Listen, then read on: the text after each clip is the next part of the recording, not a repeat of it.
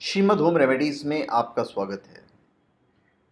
और इस वीडियो में हम आपको बताएंगे कि 2019 में हमारे देश में कौन कौन हैं जो पीएम बनने के लायक हैं। और मैं आपको कहता हूं कि अगर मैं गलत हूं तो आप हमारे कमेंट बॉक्स में हमें गलत साबित करके बताएं। आज मैं पूरे हिंदुस्तान में आप नज़र घुमा के देखेंगे तो आपको कुछ ऐसे लोग नज़र आएंगे या ऐसे कुछ पॉलिटिशियन नज़र आएंगे जो अपने आप को पीएम होने का दावेदार समझते हैं। जैसे अरविंद केजरीवाल जी हैं। हमें भी उनसे बड़ी उम्मीद थी कि भैया ये बंदा कुछ ना कुछ कर दिखाएगा, पर वो उम्मीद उम्मीद रह जाएगी, ऐसा कुछ नहीं होने वाला है। दूसरे हमारे राहुल गांधी जी हैं, जिन्होंने कभी कहा नहीं कि हमें पीएम बनना है, पर उम्मीदवार वही हैं कांग्रेस की तरफ से। फिर हमारे नरेंद्र मोदी जी हैं, डेफिनेटली हैं, अभी हैं, और पूरा हिंदुस्तान उनके सपोर्ट में है। देखते हैं 2019 में क्या होगा। फिर नीतीश कुमार जी हैं। नीतीश कुमार जी ने कभी नहीं कहा कि मुझे पीएम बनना है, पर बिहार के जो लालू यादव हैं और उनके जो सुपुत्र हैं, तेजस्वी शायद नाम है उनका, वो भी सपोर्ट कर रहे हैं। जिन्हें खुद को सपोर्ट की ज़रूरत है वो दूसरों को सपोर्ट कर रहे हैं पीएम बनने के लिए। शरद पवार जी हैं, तब खैर उनका तो सपना अब ख़त्म हो चुका है। उनका कभी सपना था कि पीएम बनना है। फिर आप ममता बनर्जी को ले लीजिए, उनके भी मन में कहीं ना कहीं लगता है कि वो प्रधानमंत्री बन जाएंगी। मायावती जी हैं, इससे पहले या उससे पहले वाले साल में उन्हें उम्मीद थी कि वो प्रधानमंत्री बन जाएंगी, वो भी अपने आप को उम्मीदवार के रूप में देखती हैं। तो भाई ऐसा है कि हमारा जो देश है वो सोने की चिड़िया ऐसे ही नहीं कही जाती है। ऐसा नहीं है कि यहाँ इतने सारे सोने हैं कि इसे सोना की चिड़िया कह दिया जाए। यहाँ के लोगों की वजह से हमारा देश सोने की चिड़िया कहा जाता था, कहा जाता है, और सोना हकीकत में था भी और है भी। जो आदमी चाय बेचकर या फुटपाथ से शुरू होकर प्रधानमंत्री जब बन जाता है, तो ऐसे देश को लोग सोने की चिड़िया क्यों नहीं कहेंगे।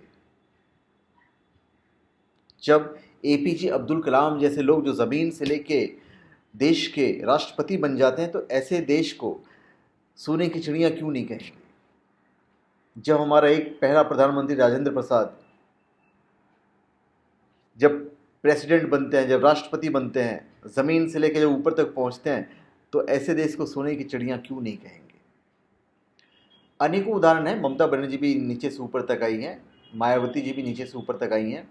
तो इसलिए हमारा देश को सोने की चिड़िया कहा गया। पर हम मूल मुद्दे पे आते हैं, प्रधानमंत्री के उम्मीदवार।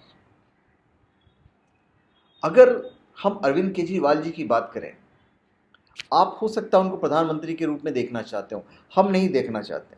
ये मेरा अपना मत है। हम नहीं चाहते हैं कोई मफलर लपेटे अमेरिका पहुंच जाए, कोई मफलर लपेटे जापान पहुंच जाए। भाई आज पता है आपको अमेरिका तरक्की क्यों कर रहा है? क्योंकि वहाँ के लोग फिट रहते हैं। फिटनेस। जब तुम अपने आप को स्वस्थ नहीं रख सकते हो तो पूरे देश को क्या स्वस्थ रखोगे, पूरे देश की जनता को क्या स्वस्थ रखोगे। वजन कभी देखा है आपने इनका? जब ये धरना पे बैठते थे और जब ये मुख्यमंत्री बने थे, तब और अब में जो फ़र्क है वजन वाइज 1.5 गुना का फ़र्क है। तो जो आदमी खुद को फिट नहीं रख सकता है, वो हमारे देश को कैसा फिट रखेगा। मोदी जी भी प्रधानमंत्री बने, उनका वजन कोई बढ़ नहीं गया, 2 गुना नहीं हो गया, 1.5 गुना भी नहीं हुआ है। वो तो पूरे संसार में, पूरे वर्ल्ड में योगा फैला चुके हैं, स्वास्थ्य के प्रति लोगों को जागरूक कर रहे हैं। तो मैं अरविंद केजरीवाल जी को प्रधानमंत्री के उम्मीदवार में मैं समझता ही नहीं, किसी भी नहीं समझता हूँ। पहली बात, पर्सनैलिटी। एक पर्सनैलिटी होनी चाहिए भाई प्रधानमंत्री बनने की। उनमें ज़रा भी वो पर्सनैलिटी नहीं है। जब वो बात करते हैं, बेशक वो पढ़े लिखे हैं, पर वो जब बात करते हैं तो फिर यार, मैं बोलना नहीं चाहूँगा, ऐसा लगता है यार कोई बहुत ज़्यादा एजुकेटेड आदमी बात नहीं कर रहा है। दूसरे दावेदार हमारे राहुल गांधी जी हैं।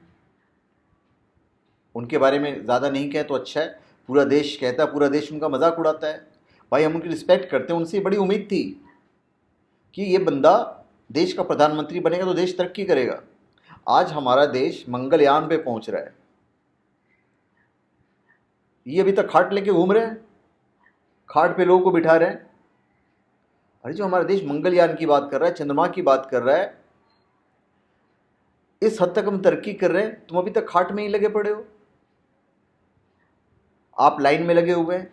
अरे और भी बहुत सारे नेता लोग थे, कोई तो लाइन में नहीं लगा। क्या चाहते हैं आप? तो ऐसे इंसान को भी, ऐसे भी प्रधानमंत्री के उम्मीदवार को हम प्रधानमंत्री के रूप में नहीं देखना चाहेंगे। और प्रधानमंत्री मतलब क्या होता है यार? उसको हिंदुस्तान के बारे में पूरा जानकारी होनी चाहिए। हमारा हिंदुस्तान सनातन धर्म का हिंदुस्तान। हम अगर इन लोगों से 4 सवाल पूछे सनातन धर्म के बारे में, जिस पे हमारा हिंदुस्तान टिका हुआ है, जिससे हमारा भारतवर्ष टिका हुआ है, इनके पास ज़रा भी नॉलेज नहीं होगा, विदेशों से पढ़ के आए हुए हैं। आप जब अपने ही बारे में नहीं जानते हो, अपने देश के बारे में नहीं जानते हो, तो क्या तरक्की करोगे हमारे देश को? ये तो जानो कि हमारा देश क्या था, क्या है। जब तक उसके बारे में नहीं जानोगे, कैसे तरक्की कराओगे हमारे देश को? कैसे रिप्रेजेंट करोगे? कब तक लिखे हुए भाषण पढ़ते रहोगे? आज जब प्रधानमंत्री नरेंद्र जी बोलते हैं, कागज नहीं पढ़ते हैं, पन्ना नहीं पढ़ते हैं। हो सकता है कुछ हिंट लिखा हुआ हो, कभी देख लिया तो देख लिया, नहीं तो सारी चीज़ें उनको पता होती है कि क्या बोलना है। जहाँ जाते हैं वहाँ के बारे में पूरा उनको पता होता है, पूरा इतिहास पता होता है। और सिर्फ हिंदुस्तान की बात नहीं है, बाहर भी जाते हैं तो वहाँ के बारे में उन्हें पता होता है। ठीक है, वो स्टडी करके जाते होंगे, पर पन्ना देख के नहीं बोलते हैं। वो सेल्फ कॉन्फिडेंस कहाँ से लेके आओगे आप? राहुल गांधी जी से हमारी बड़ी उम्मीद है, भाई यंग है, उम्र है, अभी एक जोश है, पर जो कभी कभी हरकतें कर देते हैं, वो हरकतें बड़ी बचकानी सी लगती है। तो इस बचकानी हरकत की वजह से मैं उन्हें देश का प्रधानमंत्री नहीं देख सकता। उसके बाद हम आते हैं नीतीश कुमार जी के ऊपर। नीतीश कुमार जी एक बिल्कुल सज्जन पुरुष हैं। एक गलत डिसीजन उन्होंने लिया कि मोदी जी को सपोर्ट नहीं किया, वहाँ पे ईगो है। भैया ईगो तो कहीं नहीं चलता है। जो घमंड है तो बड़े बड़ों का नहीं रहा है, तो तुम्हारा कहाँ से रहेगा? उन्होंने बिहार को तरक्की दिलाई है, नो डाउट। एक वक्त ऐसा आया था जब वहाँ से क्राइम लगभग ख़त्म होता सा नज़र आया। बॉम्बे की पुलिस भी मांग रही थी, भैया तुमने ऐसा बिहार में क्या कर दिया कि वहाँ से क्राइम ख़त्म हो गया है। ब्लूप्रिंट मंगाई थी एक टाइम पे। तो उन्होंने बिहार के लिए अच्छा किया है, पर बाद में क्या किया? एक ऐसे आदमी के साथ टाई अप कर लिया जिसके बारे में पूरा हिंदुस्तान जानता है। आज फिर बिहार पहले वाला ही बिहार बन गया है कहीं ना कहीं। तो दल बदलने की नीति, अरे यार तुम अपने ईगो को शांत करने के लिए किसी भी क्रिमिनल से हाथ मिला लोगे?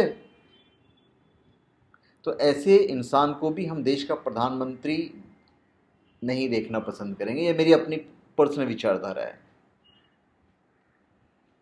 मनमोहन जी हैं, मनमोहन जी तो प्रधानमंत्री थे, खैर भी प्रधानमंत्री की बनने की इच्छा भी नहीं है उनको, पर राज्यसभा में जो लास्ट स्पीच दी है वो बिल्कुल सही कहा उन्होंने कि भैया इन्होंने बहुत सही किया है प्रधानमंत्री जी ने, नरेंद्र मोदी जी ने, खाली थोड़ी सी और तैयारी कर लेनी चाहिए थी तो बहुत ज़्यादा अच्छा होता।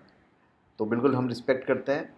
शरद पवार की जहाँ तक बात है, तो उन्हें प्रधानमंत्री का कोई कुर्सी की लालच रही नहीं, क्योंकि उम्र निकल चुकी है। ममता बनर्जी हैं, तो उनको तो भाई देश का कोई भी आदमी देखना ही नहीं चाहेगा। साउथ में जाओ तो उनको कोई जानता ही नहीं है, तो प्रधानमंत्री तो खैर सवाल ही नहीं पैदा होता है। मायावती जी हैं, उनके बारे में सबको पता ही, पिछला अपना सीएम नहीं बन पाई तो पीएम कहाँ से बनेंगे हो, और हम भी उनको पीएम बनते हुए नहीं देखना चाहेंगे। अब रहे ले दे के नरेंद्र मोदी जी, तो हम ये चाहेंगे कि नरेंद्र मोदी जी दोबारा 2019 में प्रधानमंत्री बने, क्योंकि जो जज्बा है देश के लिए, वो जज्बा इनमें से किसी में नज़र नहीं आता है। जिसने अपना परिवार त्याग दिया, जिसका ना आगे है ना कोई पीछे है, वो करप्शन कर ही नहीं सकता है। जी रहा है तो देश के लिए जिएगा, और मर रहा है, मरेगा भी तो देश के लिए मरेगा। आज हमारे जितने पड़ोसी मुल्क हैं, जितने हमारे दुश्मन देश हैं, उन सब का दुश्मन कौन है? हमारे नरेंद्र मोदी जी। जब बोलते हैं तो शेर की माफिक बोलते हैं। हमारे युवाओं को उनसे सीखने के लिए बहुत चीज़ें हैं। आज हिम्मत तो किया नोटबंदी का, किसी ने अभी तक तो नहीं किया था। इसका रिजल्ट क्या होगा अच्छा ही होगा। बहुत अच्छा किया है, सब लोग सपोर्ट में, सब लोग सपोर्ट कर रहे हैं। लोग बैंक में लाइन में धूप में खड़े हैं, फिर भी किसी ने ये नहीं कहा कि मोदी जी ने गलत किया, सब कहते अच्छा किया। रिजल्ट भी सामने आ रहा है, नोट जलाए जा रहे हैं, नोट बहाए जा रहे हैं, तो कहीं ना कहीं तो अच्छा किया ही है। तो मेरी नज़र में अगर कोई पीएम बनने के लायक है तो नरेंद्र मोदी जी हैं, और उनके अलावा कोई नहीं है। और ये बात सबको समझनी चाहिए, जो हमारे माइनॉरिटीज़ भी हैं उन्हें भी समझना चाहिए। आज अरे यार, हम आज चांद पे पहुंच रहे हैं, मंगलयान पे पहुंच रहे हैं, कल को हम हो सकता है सूर्य पे पहुंच जाएं, कोई बड़ी बात नहीं है। तुम कहाँ पहुंच रहे हो, तुम कहाँ जातिवाद में फंसे हो, ये मैं देशवासियों को बोल रहा हूँ। कहाँ जातिवादी में फंसे पड़े हो? इतने साल से तो जात पात कर करके हमारा देश पीछे रह गया है। क्या किस चीज़ की कमी है यहाँ पे हिंदुस्तान में? 4 ऋतु हैं हमारे पास, वर्षा की कमी नहीं है, किसी चीज़ की कमी नहीं है, किसी मिनरल्स की कमी नहीं है, फिर हम क्यों पीछे हैं? जातिवाद, धर्मपात, भेदभाव, इसे ख़त्म करना चाहिए। आज तलाक के मुद्दे पे सब बहस कर रहे हैं कि भैया 3 तलाक जायज़ है, कोई कहता है नाजायज़ है। कहाँ फंसे हो यार? जब बात कर ही रहे हो धर्म की, तलाक की, कब से ये धर्म चला आ रहा है? हम मानते हैं, हम आपकी धर्म की रिस्पेक्ट करते हैं। कभी अपने समाज की स्त्रियों से भी तो पूछ के देखो कि वो क्या चाहती हैं। चलो एनीवेज, हम धर्म के मुद्दे पे नहीं जाते हैं, कौन सही है कौन गलत है हम कहना भी नहीं चाहते हैं। हमारे प्रधानमंत्री की जहाँ तक बात है, मुझे नहीं लगता कि अभी तक के, जब से वो प्रधानमंत्री बने हैं तब से लेके अब तक, उनका कोई भी डिसीज़न गलत हुआ हो। हर डिसीज़न में देश की तरक्की दिखती है, हमारा देश तरक्की करेगा।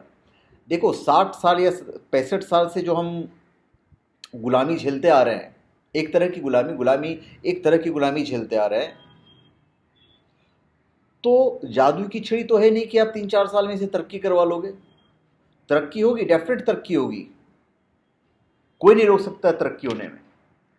और इसी वजह से हमारे पड़ोसी मुल्क घबराए हुए हैं। तो हमारे हिसाब से अगर कोई प्रधानमंत्री का दावेदार है हमारे हिंदुस्तान में वापस, पर्सनैलिटी वाइज, इंटेलिजेंस वाइज, या जिस भी तरीके से आप देखो, तो प्रधानमंत्री नरेंद्र मोदी जी के अलावा मुझे कोई और नज़र नहीं आता है। तो धन्यवाद। आप हमारे चैनल पर सब्सक्राइब करें और अपने कमेंट दीजिए। धन्यवाद।